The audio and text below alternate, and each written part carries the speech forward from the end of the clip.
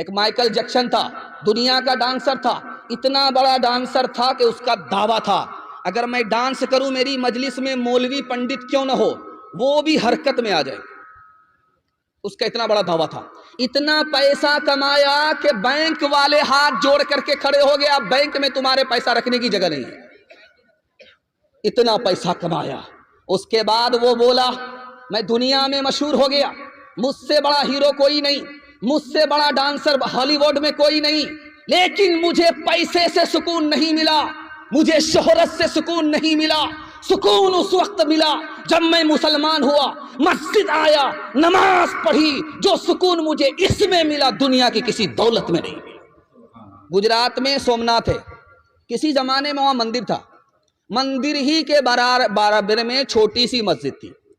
مندر تو آباد تھا، مسجد ویران تھی، آذان بھی نہیں نماز بھی نہیں. تو ایک غیر مسلم نیتا تھے، ان کا نام تھا مرارجی بھائی دیسائی. انہوں نے مسلمانوں سے خطاب کیا، مسلمانوں تمہاری مسجد ویران ہے مجھے اچھا نہیں لگتا. غیر مسلم کہہ رہا ہے مسلمان کی مسجد ویران ہے کہ تمہاری مسجد ویران ہے مندر آباد ہے، مجھے اچھا نہیں لگتا. تم مجھے ایک مؤذن دو جیب سے پیسہ میں دوں گا، تم مجھے ایک امام دو جیب سے پیسہ میں دوں گا. سندھ کے فاتح کا نام تھا محمد بن قاسم. اپنے خزانے میں انہوں نے 3 روپے رکھے 100 میں. کس کے لیے؟ مسجد کے لیے نہیں، نئی مسجد کے لیے نہیں، پرانی مسجد کے لیے نہیں، بلکہ مندر کے لیے رکھا کہ اس ملک میں میں مسلمان بادشاہ ہوں اور میری حکومت میں ہندو بھی ہے مسلمان بھی ہے. مسلمان کی تو مسجد آباد ہے، مسلمان اپنے پیسے سے بنا رہے ہیں، لیکن غیر مسلم کے پاس، غریبوں کے پاس مندر نہیں ہے. اپنے خزانے میں مسلمان بادشاہ 100 میں 3 روپے رکھتا ہے کہ ہر ہندو کو یہ آزادی ہے مسلمان راجا کی حکومت میں وہ نیا مندر تعمیر کر سکتا ہے، پرانے مندر کی مرمت کر سکتا ہے. آج لال قلعہ جائیے آپ، ایک چھوٹی سی مسجد ہے اس کا نام ہے موتی مسجد، آج بھی موجود ہے. 1600 عیسوی پرانی مسجد آج بھی موجود ہے. لال قلعے کے اندر وہ مسجد موجود ہے. اس مسجد میں کون نماز پڑھتے تھے؟ درویش خدا اورنگزیب بادشاہ نماز پڑھتے تھے. دعا کیجیے اللہ ان کی قبر کو نور سے بھر دے. امام صاحب مصلی پر ہیں، بادشاہ آگے کہا امام صاحب وقت ہو گیا، آپ مصلی پر بیٹھے ہو نماز کیوں نہیں پڑھائی؟ کہا میں آپ کا انتظار کر رہا تھا، آپ بادشاہ ہو، آپ آ جاؤ اس کے بعد میں نماز پڑھاؤں. قربان جائیے اس بادشاہ کے اوپر. اس نے کہا او امام صاحب میری مسجد سے نکل جاؤ، تو امامت کے لائق نہیں ہے. میری مسجد کا امام وہ ہے جو خدا کے لیے نماز پڑھائے، میری مسجد کا وہ امام ہرگز نہیں ہو سکتا جو بادشاہ کے لیے نماز پڑھائے. آپ ایک تجربے کی بات ہے یہ دیکھ رہے ہیں کہ ایک لائن سے موبائل لگا ہوا ہے. آپ کو سکون کہاں ملے گا، آپ کا سکون کہاں جائے گا، یہ راز آپ کو ایک لائن میں بتانے کے لیے جا رہا ہوں.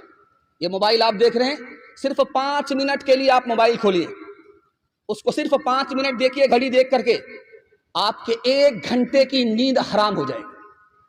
آپ کو نیند نہیں آئے گی، کل سے تجربہ کر کے دیکھ لیجیے. آپ صرف 5 منٹ کے لیے آپ نے موبائل دیکھا، آنکھ سے نیند اڑ گئی اور آپ کو 1 گھنٹے تک نیند نہیں آئی. اور جمعہ کا دن تھا، آپ نے غسل کیا، چپل اتار کر کے آپ نے مسجد کے اندر داخل کی. امام صاحب منبر پر کھڑے ہو کر کے خطبہ دے رہے تھے، آپ کو جھٹکے پر جھٹکا آ رہا تھا. کیوں آ رہا تھا؟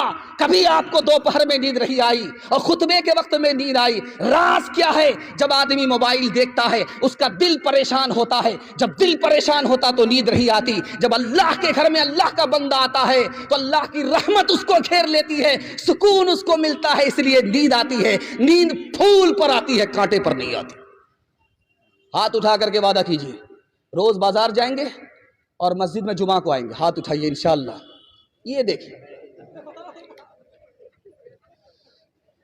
جاگ اے امتی شاہ دنیا بدی، جاگ اے امتی شاہ دنیا بدی، تیرے سونے کا وقت باقی نہیں.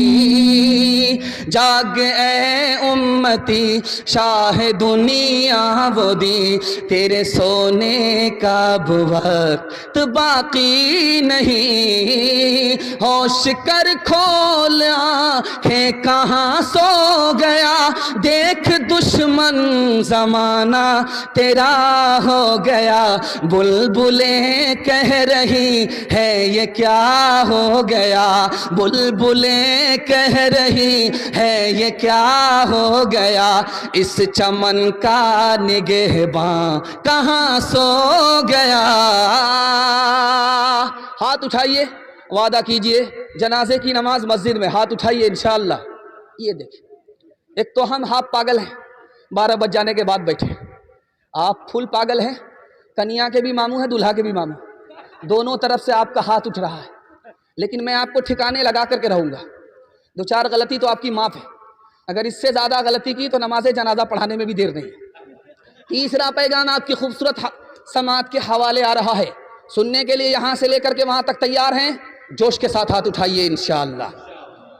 ایک بات یاد رکھیے، یہ جو بوتل آپ دیکھ رہے ہیں اس میں پانی ہے اور اس کے بغل ہی میں گلاس ہے، آپ کسی سے صرف گلاس مانگیے تو آپ کو صرف گلاس دے گا، پانی نہیں دے گا، اور اگر کسی سے بولیے کہ بھائی ہم کو پانی دیجئے تو گلاس خود بخود آ جائے گا۔ کبھی آپ نے غور کیا یہ راز کیا ہے؟ یہ راز یہ ہے کہ پانی گلاس سے بڑھ کر کے ہے، گلاس ذریعہ ہے، پانی مقصود ہے، پانی مانگیں گے تو گلاس خود بخود ملے گا، اگر گلاس مانگیں گے تو پانی نہیں ملے گا۔ دین دنیا میں بڑھ کر کے دین ہے، مقصود ہے، آپ دین مانگ لیجئے اللہ مفت میں آپ کو دنیا دے دے گا۔ ایک بات خاص طور پر سنیے، کسی سے کام لینا ہے تو آپ اس کو پیسے کا لالچ دیتے ہیں، وہ آپ کا کام کر دیتا ہے، اور اگر آپ پاورفل آدمی ہیں تو اس کو دھمکی دیجئے وہ کام آپ کا کر دے گا، لیکن خدا کو آپ لالچ نہیں دے سکتے، اس کے پاس آپ سے زیادہ پیسہ ہے، خدا کو آپ دھمکی نہیں دے سکتے، خدا آپ سے زیادہ پاورفل ہے، ایک ہی کام خدا کے آگے کر سکتے ہیں، ہاتھ جوڑ لیجئے، دل کا ارادہ ہو گیا، توبہ کر لیجئے، اللہ آپ کی ہر حاجت پوری کر دے۔ ایک بات اور یاد رکھیے، مسلمانوں کا حال اتنا بگڑا ہوا ہے کہ آپ کو 2-3 نمونہ دکھانے کے لیے جا رہا ہوں۔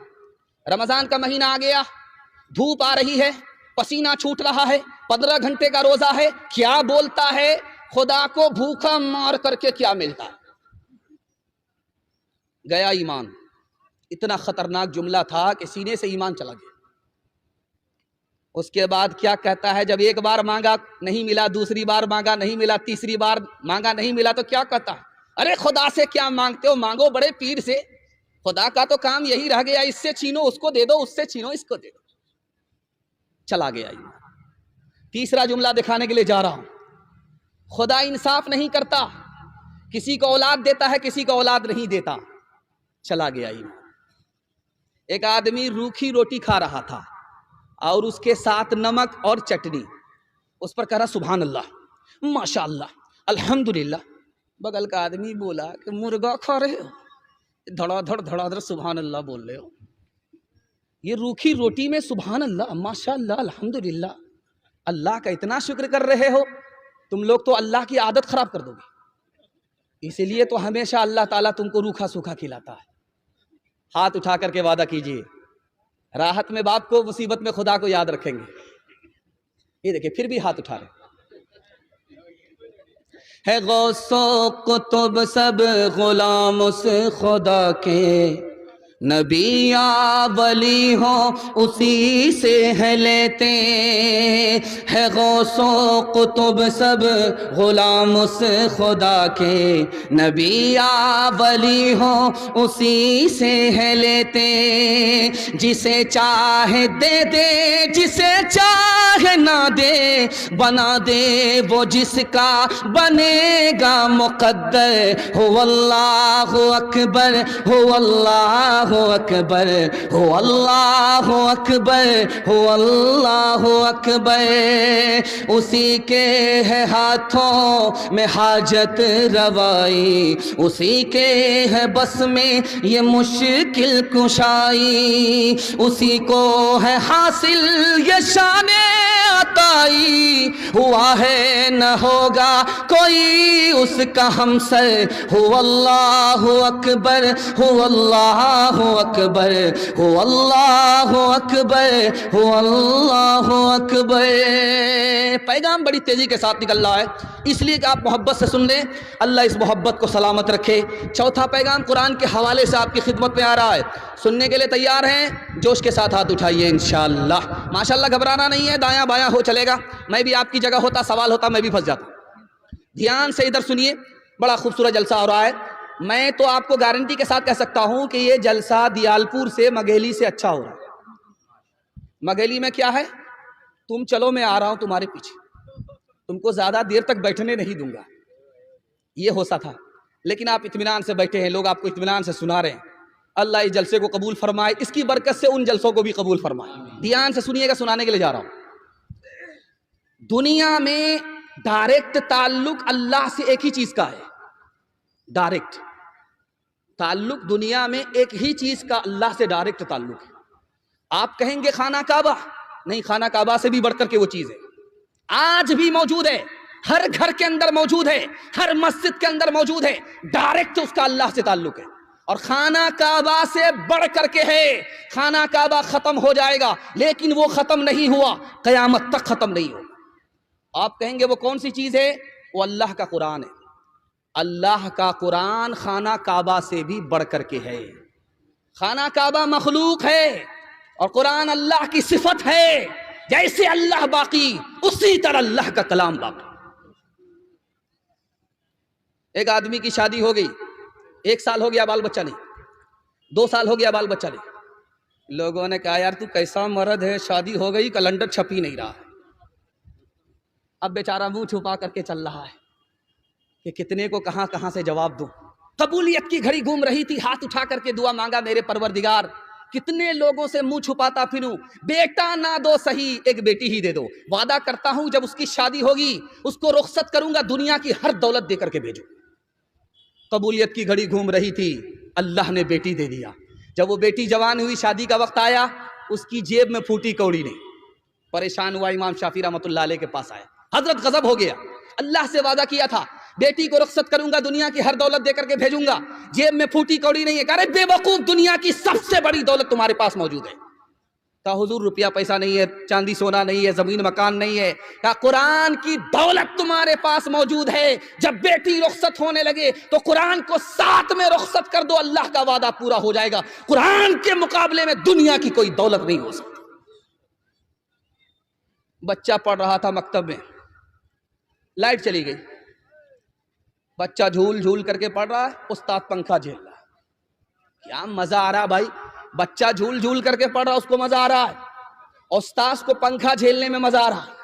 گھوم کر کے ادھر جا رہا بچہ کو پنکھا کی ہوا دیتے ہوئے، پھر ادھر آ رہا ہے. بادشاہ آیا، اس نے دیکھا واہ کیا شاندار قرآن کی تعلیم ہو رہی ہے، خوش ہوا، 10,000 سونے کے سکے اس استاد کو دے دیا. اس نے باب جنم میں سونے کا سکہ نہیں دیکھا تھا، 10,000 سونے کے سکوں کو کبھی نہیں دیکھا تھا. دیکھتے ہی کیا بولا، حضور میں نے کون سا کارنامہ کیا ہے اتنا بڑا انعام دے دیا. نکل جاؤ میرے مدرسے سے، تم کو اس مدرسے میں پڑھانے کی ضرورت نہیں ہے. قرآن کے مقابلے میں تم نے 10,000 سکے کو بڑا سمجھا، تم قرآن پڑھانے کے لائق نہیں ہو.